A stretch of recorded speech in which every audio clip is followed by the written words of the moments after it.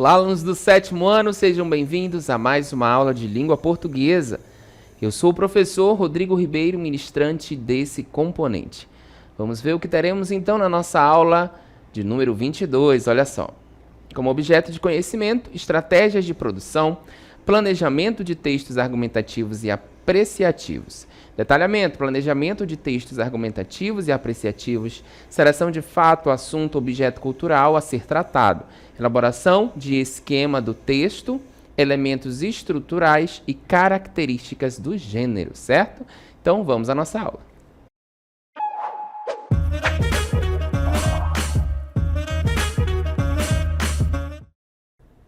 Muito bem, nós vamos começar falando do texto argumentativo, né?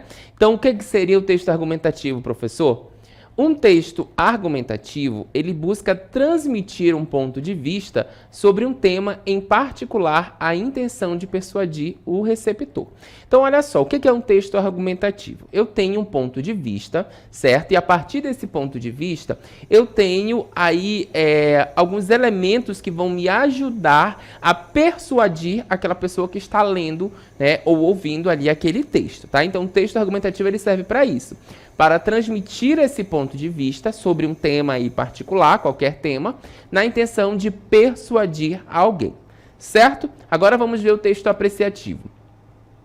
O texto apreciativo já é um texto, né, que há uma apreciação, juízo de valor, tá bom? Uma opinião, um julgamento ou avaliação. Ele tem um valor aí apreciativo. Então, o diferente aí do texto argumentativo, né, que eu tenho um ponto de vista a ser defendido por argumentos, eu tenho no texto apreciativo um texto que vai emitir juízo de valor, né, que vai fazer com que eu tenha uma opinião, um julgamento ou uma avaliação.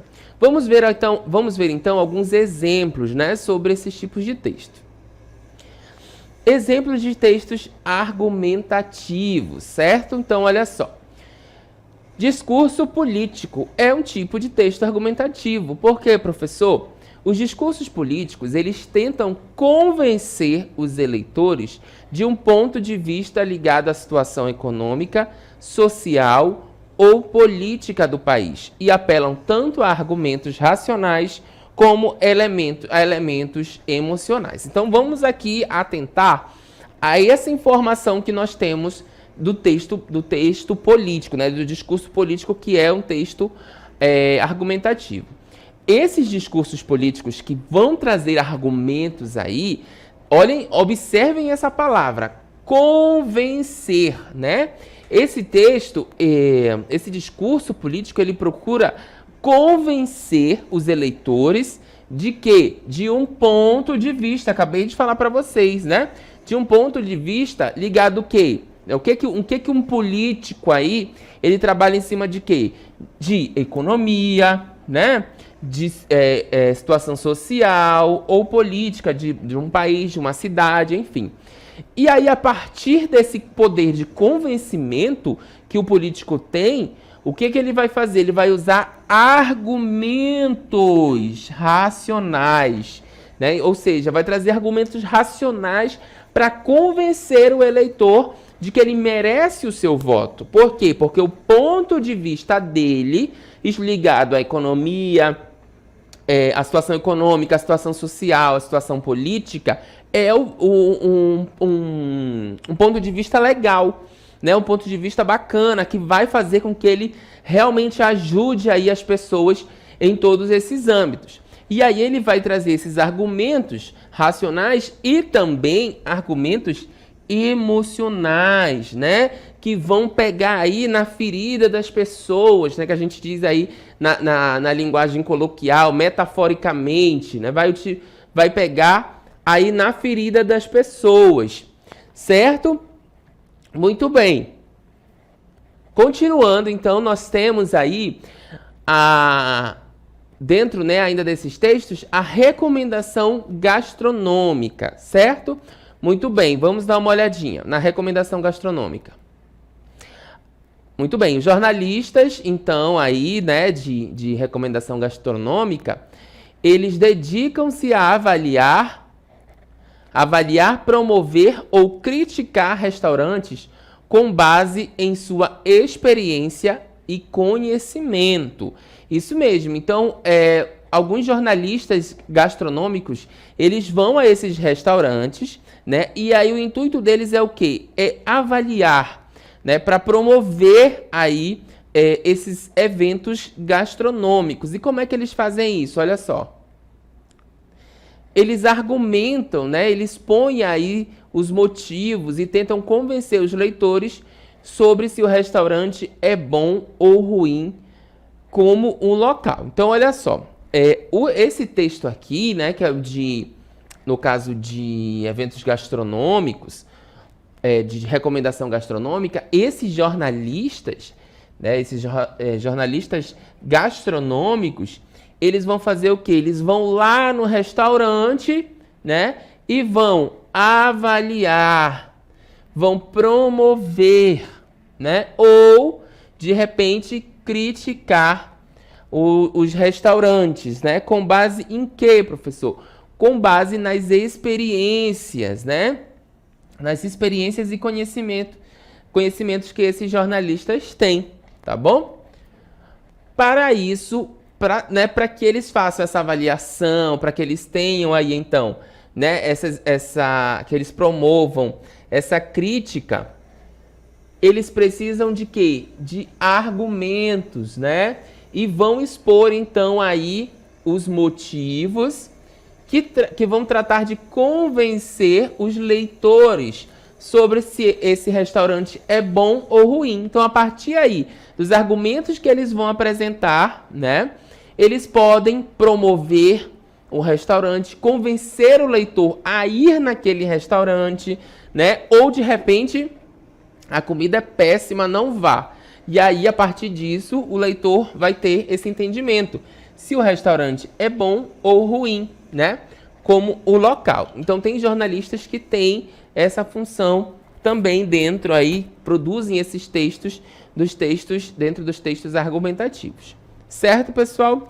Vamos continuar vendo exemplos. Os textos publicitários, né? Os textos publicitários, eles procuram convencer e incentivar o consumo de um produto ou serviço específico para além da sua competência com argumentação, podem apelar à emoção. Então, o texto publicitário, vocês já devem ter visto aí vários textos publicitários, seja na TV, seja em outdoor, seja no rádio, seja na internet, né? Nós vamos ter aí um texto publicitário, como o exemplo que nós temos aqui, que está aparecendo para vocês. Doe sangue, mesmo sem saber para quem. Toda vida é importante para alguém. Carol precisou de sangue no pós-parto. Uma doação ajuda a salvar 4 vidas, né? Então, temos um texto publicitário aí. Então, esses textos publicitários, eles procuram fazer o quê? Convencer e incentivar o consumo de um produto ou serviço específico, que é o que está pedindo aqui, né, o nosso outdoor, nossa campanha. Então, para além da sua competência. Como que ele faz isso? Com argumentação e podem apelar à emoção. Então, eles trazem aí argumentos, né, e apelam à emoção. É o caso daqui do nosso cartaz, ó. Ele faz essa argumentação, ó. Uma doação ajuda a salvar 4 vidas, né? Toda vida é importante para alguém. Ele traz esses argumentos para que você doe sangue. Então, mesmo sem saber. E aí acaba que faz apelar à emoção. A Carol precisou do sangue no pós-parto. Quem é que não se sensibiliza, né? Com uma mãe que acabou, né, de ter o seu filho ali e precisa do sangue. Então, por isso, apela à emoção. O texto argumentativo, ele também vem nesse sentido, né? Dessa apelação, tá bom? Então, nós vimos aí, né, o texto gastronômico, nós demos uma olhada nesses textos argumentativos, né? No texto publicitário. E agora nós vamos ver o artigo de opinião, tá? Muito bem. E o que é o artigo de opinião, professor?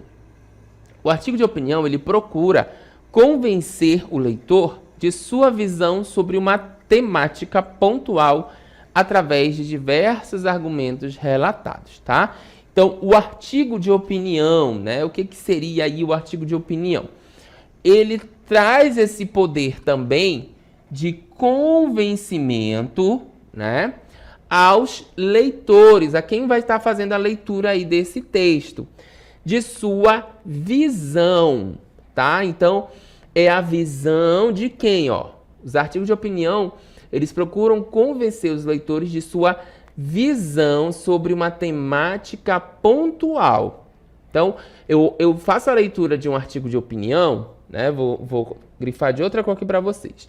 Eu faço a leitura de um artigo de opinião e dentro da leitura desse artigo, eu procuro convencer aí os leitores né, de uma visão sobre uma temática pontual, ou seja, sobre o que aquele artigo está tratando, né?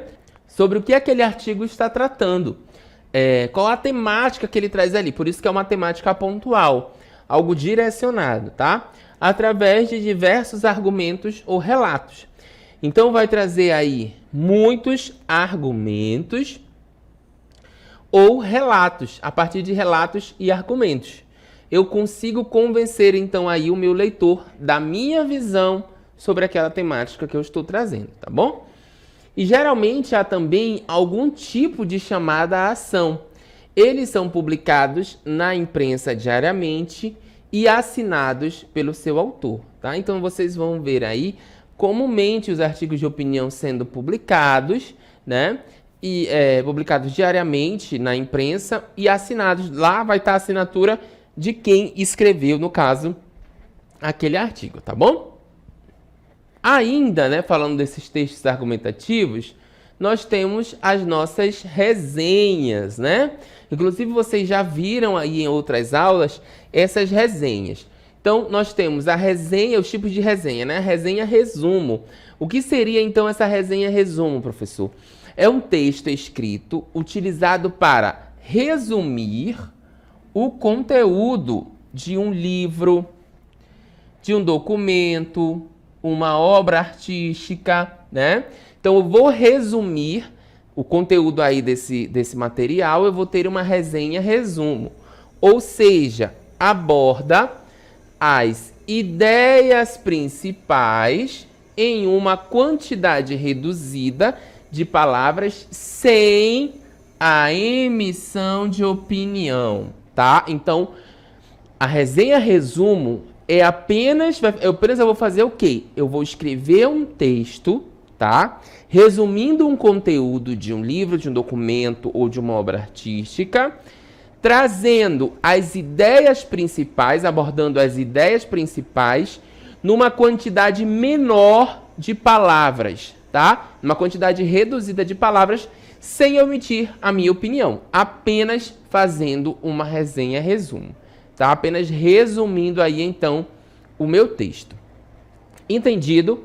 Essa é a nossa resenha resumo. Muito bem, continuando. A resenha crítica. Vejam que a resenha resumo, eu não vou emitir minha opinião. Na resenha crítica, eu já tenho aí mais ou menos, né, algo direcionado. Então, a resenha crítica é um texto utilizado para fazer o resumo de determinado objeto. Está grifado aqui, tá? Expondo uma opinião. Opa! Aqui, então, já aparece a opinião crítica sobre tal elemento, né?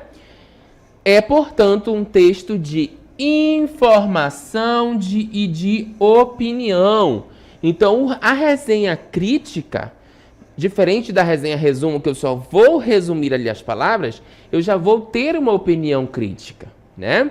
Eu tenho vou fazer um resumo aí de determinado objeto, né? Geralmente a resenha crítica é voltada para isso, expondo que a minha opinião crítica, eu posso opinar criticamente sobre esse objeto, sobre esse elemento, tá?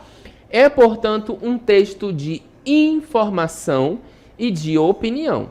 Tanto ele vai ser um texto informativo, tá? Tanto ele vai ser um texto informativo, quanto ele vai ser um texto de opinião. Porque eu vou trazer elementos sobre esse objeto e também vou opinar, né? Trazer uma opinião crítica sobre esse objeto, tá bom? Muito bem. O objeto em questão pode ser o quê? Né? Fiquei na dúvida, o que é esse objeto? Esse objeto ele pode ser um livro, né? Um filme, um show musical, um pequeno conto, uma novela, uma dança, uma música ou um festejo, né? Quantos de vocês aí já não viram pela internet os famosos reacts, né? Que são Lady Gaga, Rihanna, Beyoncé, né? Aí os artistas do K-pop lançaram um clipe novo. E aí você vai... tem as pessoas que assistem aqueles clipes numa primeira vez. E aí é gravado o quê? As reações dessas pessoas que estão avaliando. Então essas pessoas, o que elas fazem? Elas resumem, né? Trazem uma opinião crítica sobre um objeto, que é uma música, né? Uma música. Então ele traz aí um objeto, faz essa opinião crítica, diz positivamente ou negativamente, né, sobre aquela música, sobre aquele show. A Lady Gaga veio fazer um show no Brasil. E aí, agora eu vou fazer uma resenha crítica sobre o show musical da Lady Gaga, que é o nosso objeto em questão, né? Da mesma forma, temos muitas pessoas fazendo resenhas de livro, né? Dando a sua opinião crítica sobre o livro, sobre um filme. Muita gente faz isso. Nós temos os críticos de cinema, né? Fazem uma resenha crítica, um pequeno conto, uma novela, uma dança que você de repente assistiu.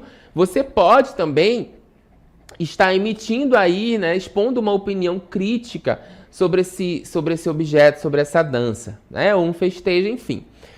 O objeto dessa resenha crítica pode ser, então, qualquer um desses elementos que nós estamos vendo aqui, tá bom?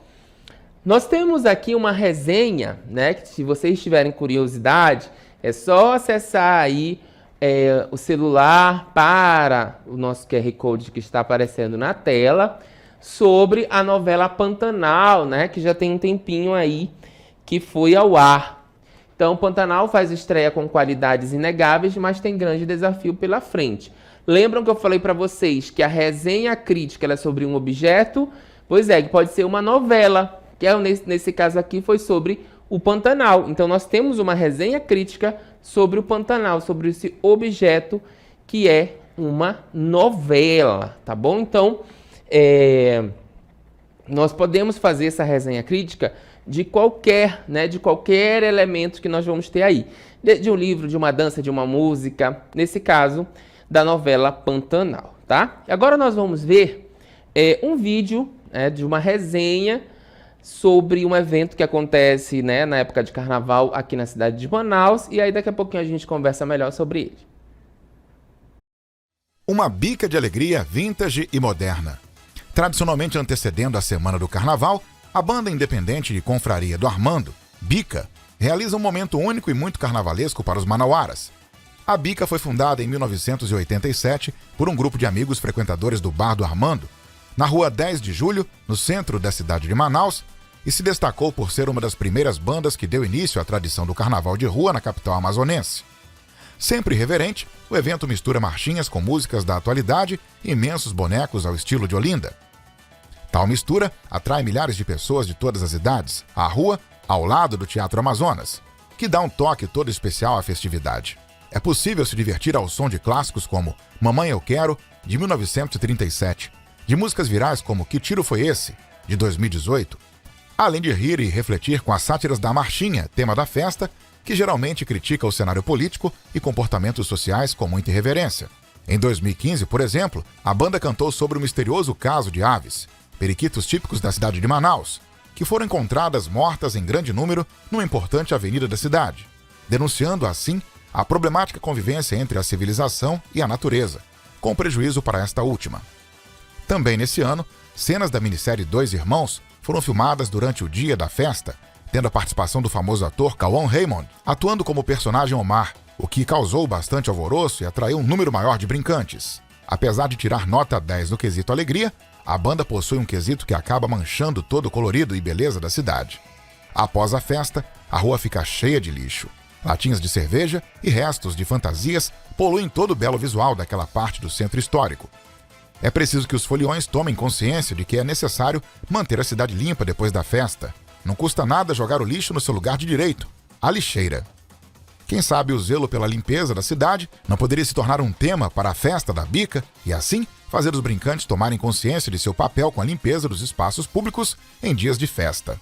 Com a devida consciência dos foliões de que é preciso manter os espaços públicos limpos, mesmo em dias de festa, e com a alegria de músicas vintages e modernas, a bica torna-se uma festa para todas as idades e que esbanja diversão para aqueles que querem curtir o carnaval.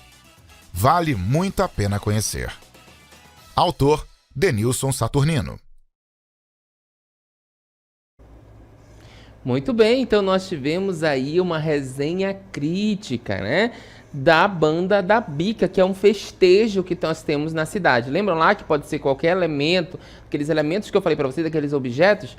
A banda da bica, então, é uma resenha crítica. Essa resenha que nós vimos aí foi da banda da bica, que é um evento que nós temos aqui na nossa cidade, tá bom? Então vejam que é uma resenha crítica. Nós tivemos uma opinião sendo exposta ali, falou do que era a banda, né, as pessoas que cantam, quando que acontece, né, mas ao final nós tivemos uma crítica sobre a quantidade de lixo que é produzida, né, por esse festejo e que a cidade fica poluída nessa época, tá bom? Então vamos analisar essa resenha, vamos lá. Sobre o texto Uma Bica de Alegria Vintage e Moderna, né? O texto possui trechos que estão de acordo com o gênero textual resenha crítica. Então, olha só, primeiro o título, né? Uma Bica de Alegria Vintage e Moderna. Então, a gente tem aí esse texto já introduzindo do que seria, está falando ali da bica. Depois a gente vai entender que é a banda da bica. Uma alegria que une a antiguidade, porque ela é muito antiga dentro da nossa cidade, ela é tradicional, e a modernidade, né? O carnaval moderno. Então, nós temos aqui alguns elementos. Por exemplo, o objeto, né, dessa crítica. O que é o objeto? Então, tradicionalmente acontecendo a semana do carnaval, antecedendo a semana do carnaval, a banda independente Confraria do Armando, por isso que o nome é Bica, tá?